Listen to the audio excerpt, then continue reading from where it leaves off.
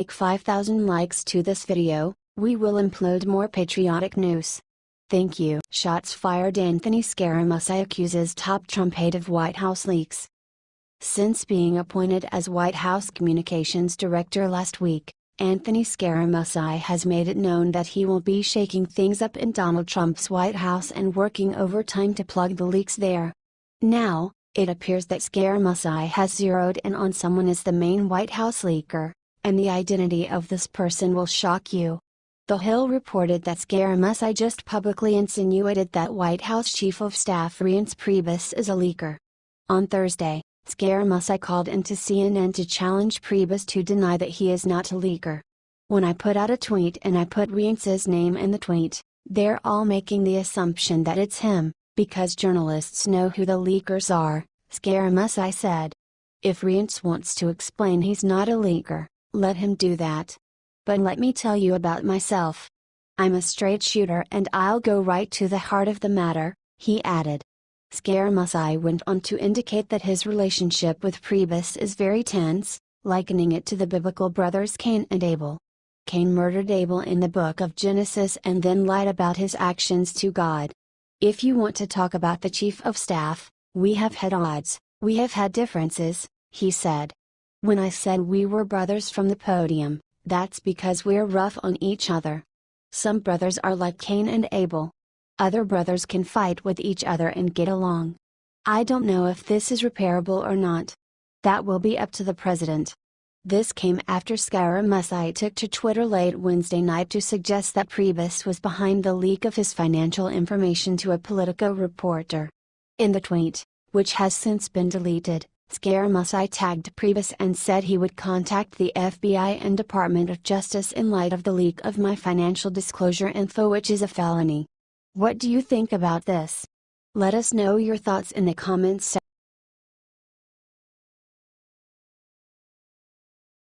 Happening now. Beloved Fox News personality leaves network.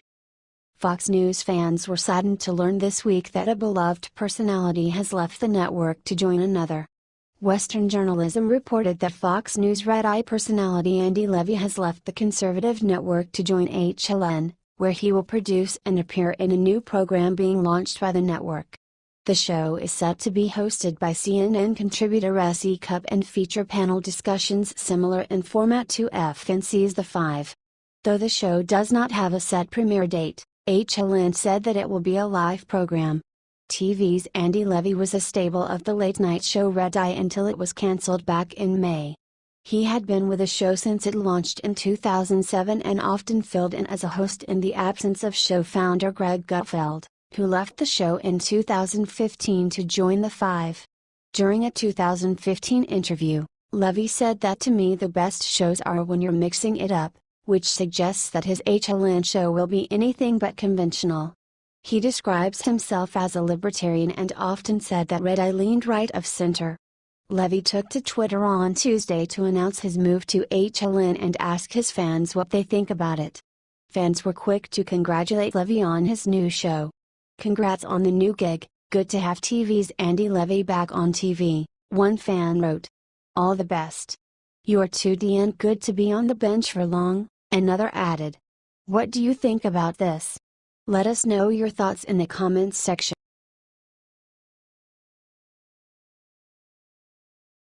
Top anti-Trump Democrat busted, caught committing major crime. Democratic Representative Luis Gutierrez, ill, is known for being one of the most anti-Donald Trump officials in Congress, recently grabbing headlines for saying that the current president should be eliminated. However, Gutierrez's days in Congress may be numbered, as a corrupt scheme of his was just exposed. The Washington Free Beacon reported that Gutierrez has dispersed tens of thousands of dollars in campaign funds to his wife this year, meaning that she has gotten more than $400,000 from him since she first appeared on his campaign's payroll. Zoraida Gutierrez was a registered lobbyist in the state of Illinois from 2003 to 2009 before joining her husband's payroll in 2010. Since then, Zoraida has been paid hundreds of thousands of dollars in campaign funds for acting as the campaign's office manager, treasurer, and fundraiser. She has also been the top recipient of cash from the committee numerous times since she began receiving payments from her husband's campaign. Federal Elections Commission filings show that in the first 6 months of this year, Gutierrez's campaign made $30,000 worth of payments to Zoraida. In that same period, Gutierrez's committee reported $72,000 in expenditures. Before this year, Zoraida was paid $385,000 from her husband's campaign, meaning that she has now been paid $415,000 from Gutierrez for Congress. Gutierrez has previously had his daughters on his payroll as well. His daughter Omara Gutierrez was given $4,270 for bookkeeping between 2004 and 2009, and his other daughter Jessica Gutierrez was paid $600 in 2004 for a fundraising project. Lawmakers in Congress have been able to put their family members on their payroll since 2001, when then Representative Jesse Jackson, D.L., asked the Federal Election Commission to issue an advisory opinion on the matter. Once this was approved, Jackson proceeded to pay a firm owned by his wife hundreds of thousands of dollars from his own committee. Both he and his wife later plead guilty in 2013 to using $750,000 in campaign funds for personal use. What do you think about this? Let us know your thoughts in the comments section.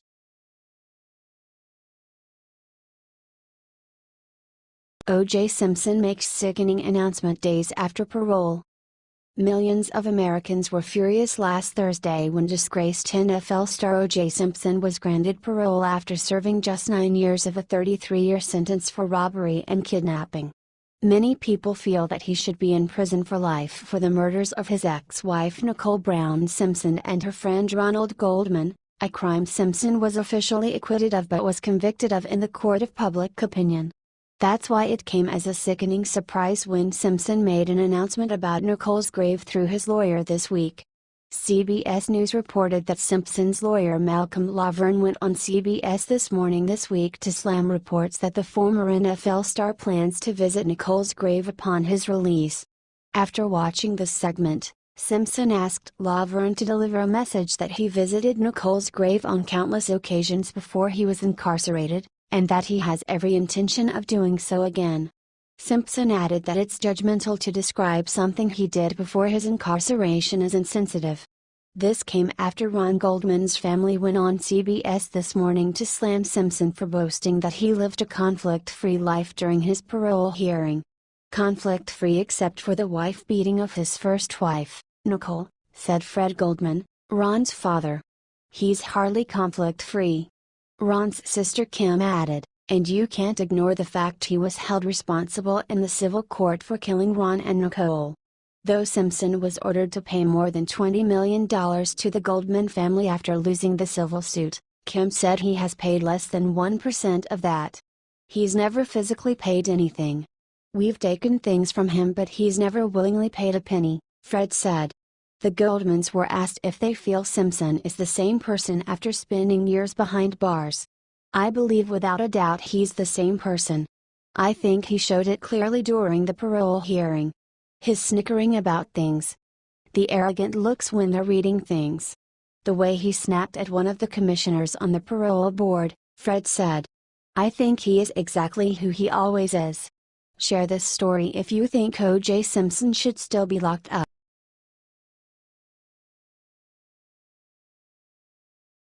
Gowdy shut OFF cocky CNN host on her own show.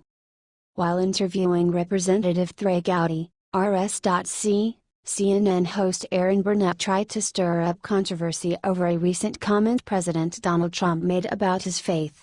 Gowdy quickly schooled Burnett about the Constitution and religion. You've heard me say it before on the campaign trail, Trump said in a rally this week, and I'll say it again tonight. In America, we don't worship government, we worship God. Now conservative Bill Kristol, you know him, Burnett said, according to The Blaze, he's been critical of the president before, but on this he tweets, in America the president doesn't tell us who or what or whether to worship. Who do you agree with, Bill Kristol or the president who just came out and definitively said in America we worship God? She asked. How about choice C, our founding fathers? Gowdy fired back. who gave us a First Amendment, which is a free exercise right but also a freedom to have no religion if that's what we want. There is no established religion in this country, that's why we have an establishment clause, he explained. The president is welcome to share his faith, it's been done by other presidents. Jimmy Carter did it, John F. Kennedy did it. If President Trump wants to share his faith, more power to him, Gowdy concluded, but our country recognizes all religions including no religion. Bam! This isn't the first time Burnett has been critical of Trump's Christianity. She previously expressed shock at Christians praying with the president and performing a laying on of the hands ritual, as if this was something bizarre. Share this story if you are glad Gowdy schooled Burnett.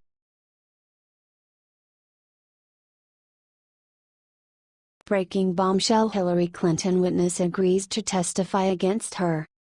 Hillary Clinton has spent the last few months whining about Donald Trump's supposed collusion with Russia. However, now her own crimes in the election are about to be exposed, as a key witness has just agreed to testify against her. Earlier this week, the Senate Judiciary Committee sent out a subpoena to Glenn Simpson, co-founder of Fusion GPS, which has been on the payroll of Clinton's Democrat cohorts for years. This was the company that sent out the infamous dossier of unsubstantiated allegations about President Donald Trump, including that he had prostitutes urinate on him in a Moscow hotel room that Barack Obama once stayed in. Simpson initially refused to testify, which is why the committee sent out the subpoena. However, the committee has since retracted the subpoena, as Simpson has agreed to testify willingly. However, since that time, Mr. Simpson, through his attorney, has agreed to provide a transcribed interview and requested that the subpoena compelling his attendance at Wednesday's hearing be waived, Committee Chairman Chuck Grassley, R. Iowa, and Ranking Member Dianne Feinstein, D. California, said in a statement. We've reached an agreement on this request and have withdrawn the subpoena. Fusion GPS returned to the spotlight after claims spread that Donald Trump Jr. met with Russian lawyer Natalia Veselnitskaya to get dirt on Clinton, which the Russian said that she had. Veselnitskaya has ties to Fusion GPS, and Attorney General Loretta Lynch used this connection to get the lawyer into the U.S. without a visa. It appears that Clinton, Fusion GPS, and Veselnitskaya teamed up to frame Trump. Clearly, they were working on this Russia collusion narrative even before Trump won the election. Share this story if you think Hillary Clinton should be locked up.